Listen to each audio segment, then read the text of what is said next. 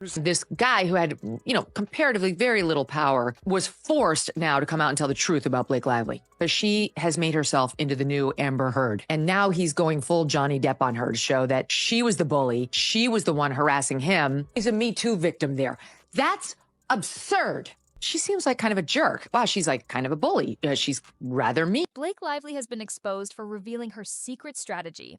Always take control of the film and deceive the directors. A director, someone with relatively less influence, was finally pushed to speak out and share the truth about Blake. All along, you have secret plans to do something very, very different that's above your pay grade.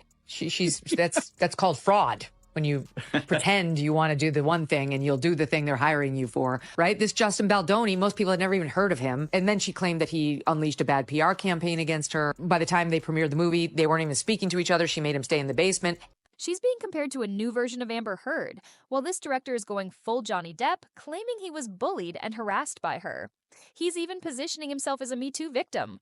That might sound extreme, but people are saying she comes off as arrogant and manipulative. And decided to try to hurt him with petty, made-up, out-of-context complaints when he pushed back even in the mildest way. So she's a serial fraudster. That's called fraud. They just wanted me to show up and look cute and stand on a little pink sticker where I'm supposed to go and say what I'm supposed to say. That wasn't fulfilling for me. Be a part of the narrative in the writing and the costume design and creating the character. And sometimes I would have people who really resented. She's incredibly confident, maybe a little too much, boldly admitting she has no issue lying to directors, hijacking their creative vision, and secretly planning something entirely different from what she was hired to do. That's not just bold. That's called fraud. If you're pretending to be on board but secretly changing everything behind the scenes, that crosses a serious line. She admitted to trying to poison the cast of Gossip Girl, which is where she made her name. They released the cut of the movie. He didn't even get to see it. He was the director of the film, the producer of the film, the guy who got the rights to the film, the one who's supposed to be in control. He didn't even get to see it. He was in the basement at his own movie premiere. Her husband are bullies. I believe the court date is set to be, like a year from now, like next March or something like that. Justin Baldoni, a name not many knew before, allegedly became her target. She claimed he launched a smear campaign against her. By the time the film premiered, they weren't even on speaking terms. Reports say she banished him to the basement during the event and weaponized petty, out-of-context grievances against him. When he tried to push back, even gently, she allegedly retaliated. That's not just drama, that's manipulation. It's so nosy. I know. And my nose is so big. I was hoping. Oh my gosh, we don't shut up. And Emily and I have this moment Staring. You're just staring. We've done it for 5 minutes.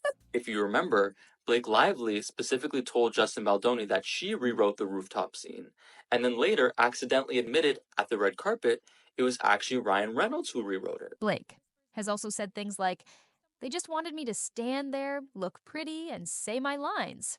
She wanted more involvement in the process. Writing, costume design, character creation. But she's admitted some people resented her for that. There were even bizarre confessions about trying to sabotage. Twisted mind, he thought that this was going to just simply be a little New York Times article. They're millennials as well, so they don't understand the power of social media, and they simply thought, oh, these are the gatekeepers. This is mainstream media. They're going to go with our narrative, and nobody else is going to ask any questions. He did not anticipate that it would backfire to this extent. The cast of Gossip Girl, the very show that made her a household name. In Justin's case, he reportedly didn't even get to see the final cut of the movie. His movie. He directed it, produced it, acquired the rights, but Blake allegedly made all the calls. He was in the basement at his own premiere. Her husband and she have been called out as bullies.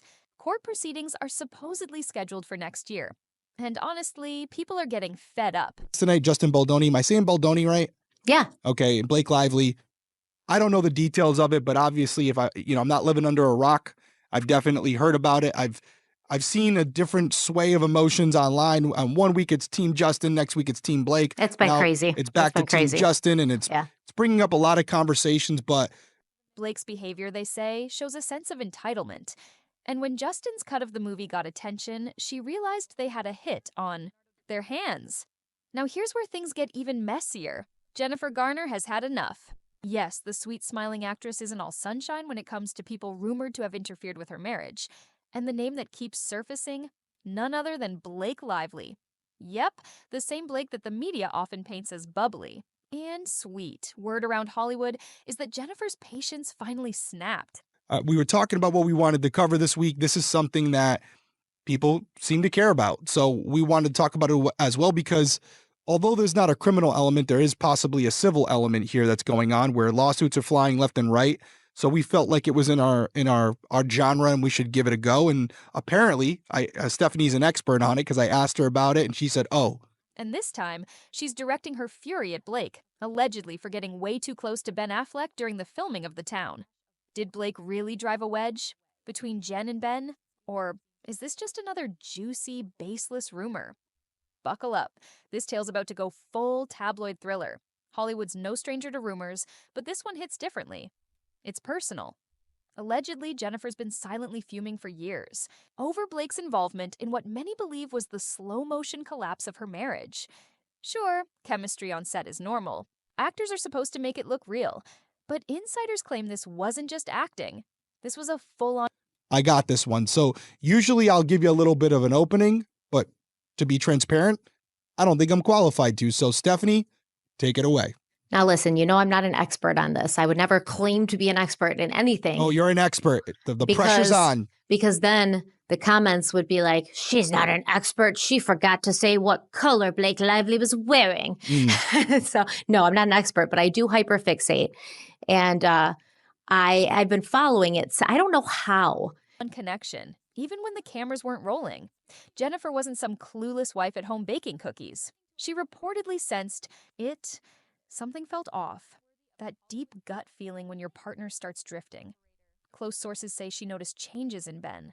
More distracted, emotionally distant, full of energy but never around. And once she discovered that Blake might be the spark behind it all, that's when everything started to fall apart. Insiders say Blake wasn't just being friendly, she allegedly leaned into the flirtation. Subtle, calculated charm, tossing those giggles Ben's way like glitter. Was it strategic? Innocent? Depends who you ask. But to Jennifer, it felt like betrayal with... You have this power struggle where this is Justin Baldoni's movie and he's passionate about it. He's trying to take the reins. Blake Lively comes in. She's a bigger figure. Her husband's a monster in the industry and she might have tried to take over some creative control. And clearly there was a personality conflict at minimum between the two. They were not getting along and it got worse and worse when you're spending 12 hours on set together. And then whatever happened, even if it was something minor, it irritates you or makes you uncomfortable that much more because you already don't like that person. And that's on both sides. Lipstick on. And this is just the beginning. The Town was gritty, raw, full of tension, on screen and off. While the audience admired Ben's directing and Blake's surprisingly compelling performance, insiders were buzzing about what happened off camera. Crew members claimed the vibe between Ben and Blake was impossible to ignore. One crew member said, "It felt like they were in their own bubble." This was Ben's project. He directed, starred, and controlled every detail. Blake wasn't even the lead, but her chemistry with Ben became the talk of the set. Rumors flew, late-night hangouts, long conversations, cozy moments between takes. Maybe it was innocent. But fans who scoured behind-the-scenes clips pointed out the lingering looks, soft laughs and gentle touches. And when Jennifer caught wind of the whispers, the mood shifted entirely. Remember, Jennifer Garner is no pushover.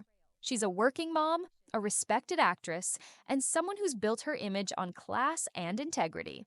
But behind the smile, fire. Oh. Keep an eye on it. We wanted to cover it. Hope they can kind of hash it out behind closed doors. But based on what we've seen so far, I wouldn't count on it. Any final words, Stephanie? No, I am interested to hear what everybody else thinks and where everybody else is landing on this. And are you as sick of Hollywood as I am? Let us know in the comments. No, absolutely. Well, we're going to have later this week, Jason Bergerson and Amy Schuh, part 2. It's the second and final part of our series. The first part went extremely well. We have some photos to share that we actually took the night when we were together in Rhode Island for the Traders event. We're going to have those in the episode if you're watching on video. If you're listening on audio, it'll be out on Friday. If you're watching on YouTube, it'll be out on Sunday. Everyone stay safe out there. We'll see you later this week. Bye.